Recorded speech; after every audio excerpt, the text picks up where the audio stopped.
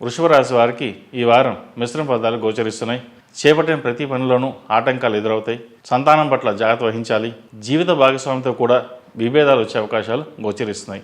వ్యవహార శైలిలో మార్పులు చోటు చేసుకునే అవకాశం గోచరిస్తుంది. ఉద్యోగస్తులకు ఈ వారం బాగుందని చెప్పవచ్చు. విదేశాలకు సంబంధించిన ఒక ముఖ్యమైన సమాచారం మీకు మానసిక సంతోషాన్ని కలిగిస్తుంది. మెకానికల్ ఫీల్డ్, ఎలక్ట్రికల్స్ రంగంలో ఉన్న వారికి మంచి గుర్తింపు లభిస్తుంది. మీరు ఊహించిన దానికన్నా ఈ వారం ఎంతో బాగుందని చెప్పవచ్చు. ఐటీ రంగం వారికి కొన్ని ఇబ్బందులు ఎదురవుతాయి. కష్టానికి తగిన ప్రతిఫలం తక్కువగా ఉంటుంది. సాహసాలు చేయకపోవడమే ఈ వారం మంచిది.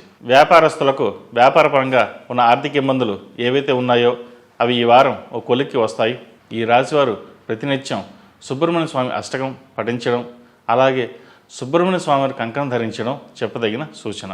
ఈ రాశిలో జన్మించిన వారికి కలిసి వచ్చే సంఖ్య నంబర్ 2, కలిసి వచ్చే దిక్కు తూర్పు, కలిసి వచ్చే రంగు తెలుపు.